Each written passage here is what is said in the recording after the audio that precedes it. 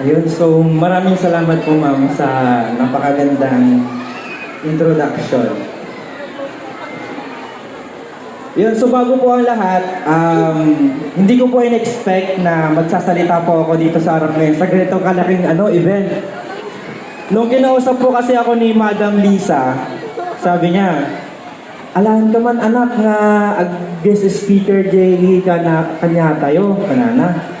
So, ina-expect ko lang po, doon lang sa Makabit. So, without hesitation, sige ma'am, okay lang po, kako. And then, isip-isip ko, nung mga ilang araw na, nung nagkaroon kami ng moving up noon, naalala ko, magkakasama pala yung mga barangays. So, ngayon tinanong ko kung magkakasama ba. Sabi niya, oo, ilang barangay yun? Sabi niya, nakaulo na ko, So, yan po, nandito po ngayon, hindi ko po in-expect na ganito karami. And at the same time, alam nyo, mga kapatid, mga nanays and tatays, dati talaga, before ako magsimula, hindi pa simula to before pa ako magsimula, dati pinangarap ko din talaga na magsalita sa ganito. Nung bata ko, gusto ko din magsalita sa ganyan, kako. Tapos, alam nyo ba, ang taas ng tingin ko sa mga nagigest speaker. Kasi dapat pag nagigest speaker ka, dapat marami kang pera. Di ba? Tama? Pwede pala kahit walang pera eh. So, yun po. Tor Municipal Mayor, Mayor Facundo Boy Palafox Jr., sir. Tor Vice Mayor, Mayor Gwen Palafox Yamamoto. To all municipal and district councilors, sirs, to all barangay officials, teachers, parents, and friends, magandang umaga po sa ating lahat. It is an honor to stand before you today as a guest speaker. I want to express my heartfelt gratitude for inviting me to share this special moment with all of you. Maraming salamat po. And also, maraming salamat din Ma'am Lisa for giving me this privilege na makapagsalita and to represent Makabit Daycare Center. It's my honor po. Maraming salamat, ma'am. Ayan, so first of all, gusto ko munang i-congratulate yung mga bata. Mga bata, hello po! Sige nga, kung nakikinig kayo sa akin, tayo nga kayo. Uy, tumatayo sila. O yan, nakikinig So, ngayon, congratulations sa inyo. Kahit na napakaliit nyo pa lang, sobrang laki na ng na-achieve nyo. So, palakpakan natin ang ating sarili. Ayan. And also, alam ko na sa small span na pag-aaral nyo, marami na kayong natutunan. Marami ba kayong natutunan? Sinong marunong na dito magsulat ng pangalan? Sigurado? Sige. Sino na dito yung marunong na mag-ABC?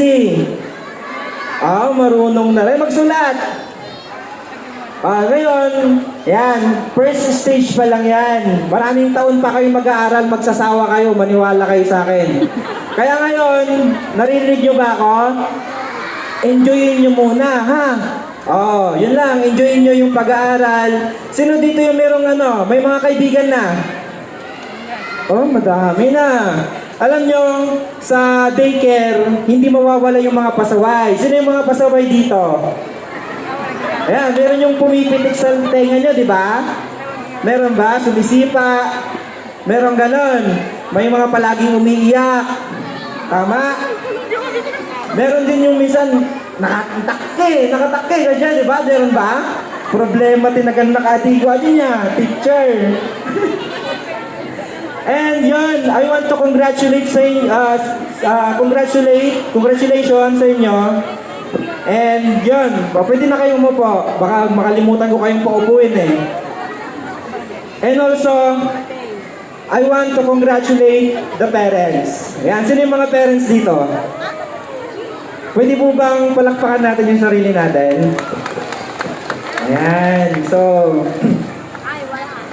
ngayong araw, ipinakikita ninyo ang inyong tunay na pagmamahal at pagpapahalaga sa paglaki at pag-unlad ng inyong mga anak. Kayo ang kanilang unang guro, pinakamalaking tagahanga at patuloy na sumusuporta sa kanila sa bawat hakbang ng kanilang buhay. Mula sa mga unang araw hanggang sa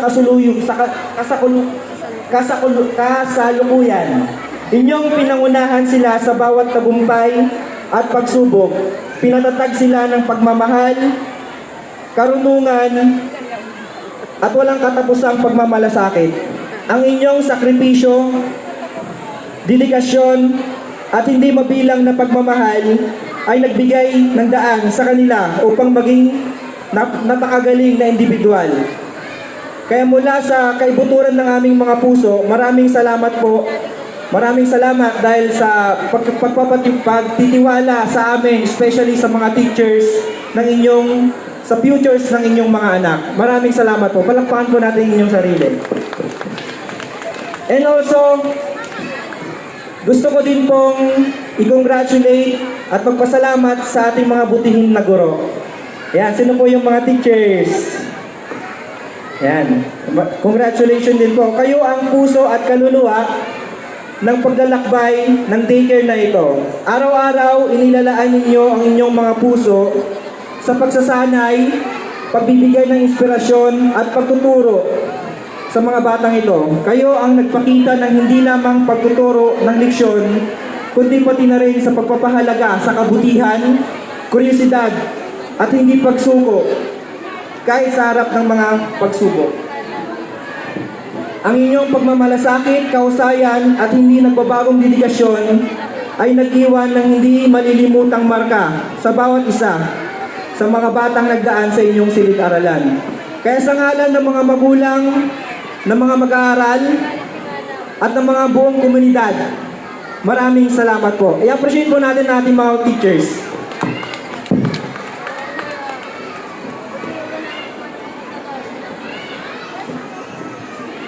And also, I just want to take this opportunity na i-share ko met iti basit lang nga experience ko hanggang nakalpasak iti panagadal ko.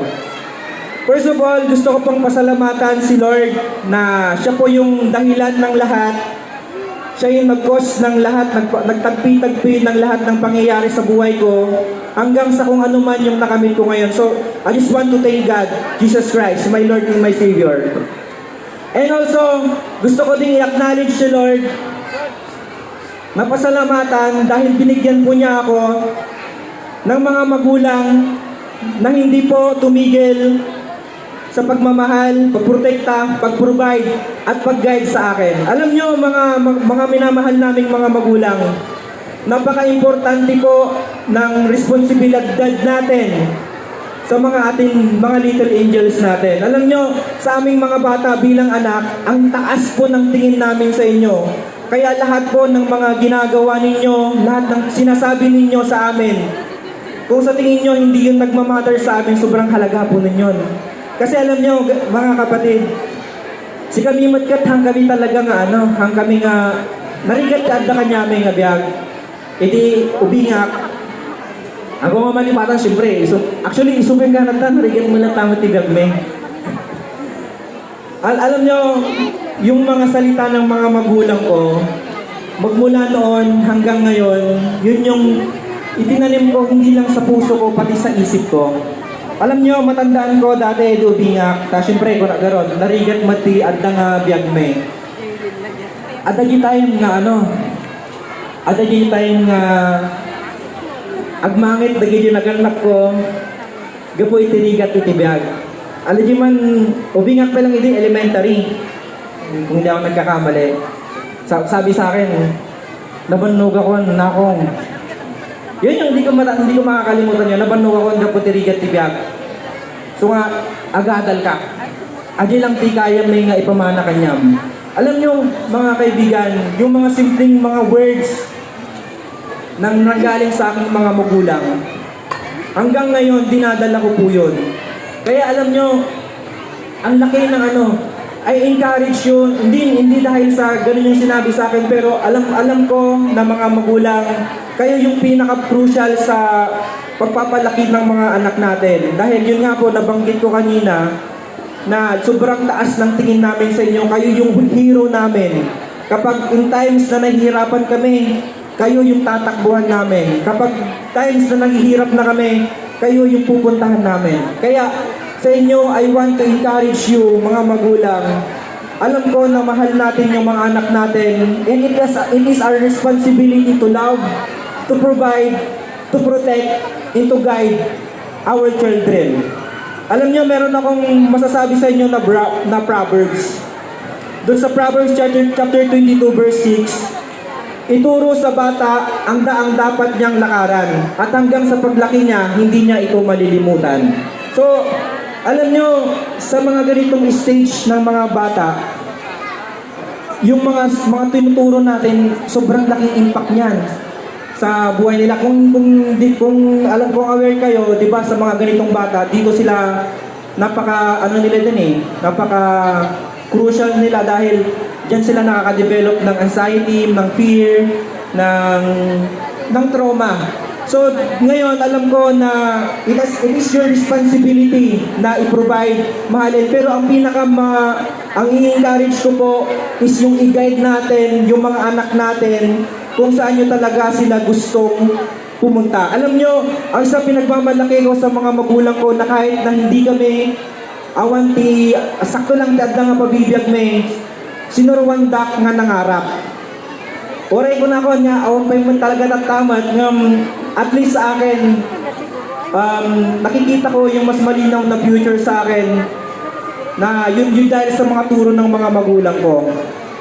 And yun, gusto kong i-encourage kayo mga magulang na i-train up natin yung mga anak natin, turuan natin. Alam nyo, ito yung gusto kong i-share din na isang ginagawa namin ng mga magulang ko before and up to this day. Yung kumain ng sabay-sabay. So, nakagawa po ba yun sa ating mga bahay, sa kanya-kanyang bahay? Kasi nowadays, parang nawawala na yun dahil sa gadgets. Nawawala na yung time na instead na ginugugol natin na bonding sa ating mga anak, napupunta na lang yan sa pagpo-phone. So ngayon, yun yung binuild up sa amin ng mga magulang ko kasi doon yung time na doon yung time na nakakausap natin sila, doon yung time na nakakamusta natin sila, pero yung kapag yung nagsiselfone na lang, wala na, kanya-kanyang phone na. Pero yun yung na-build up sa akin, kaya every time nakakain kami, nagkakaroon kami ng time na magkwentuhan. And alam niyo po, and also, yung time na mga bata pa po sila, kasi nakita ko to bilang isang anak, yung time na maliliit pa lang po sila, ito yung time na palagi nyo silang kasama. Ito yung time na nurture nyo talaga na-enjoy nyo yung bonding. Pero once na nag-start na yun na sige siguro, kasi nag-start akong na-separate sa parents ko nung college na ako.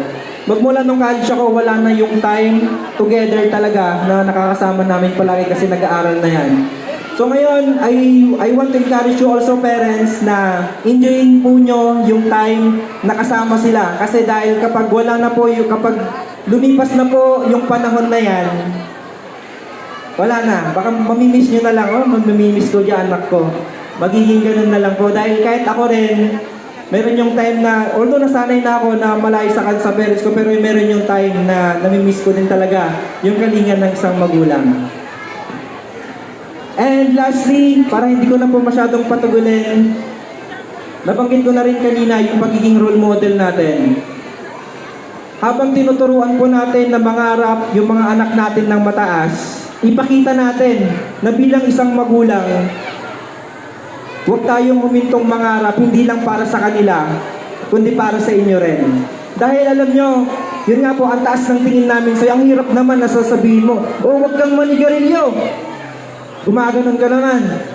Tama? So ang hirap magturo ang hirap magturo kung ikaw mismo, hindi mo kayang turuan yung sarili mo. Hindi po masama yung sinabi ko, pero it's just an example.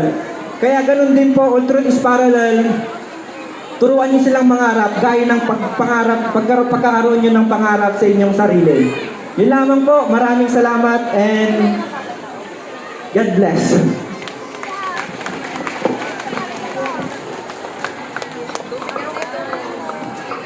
Thank you.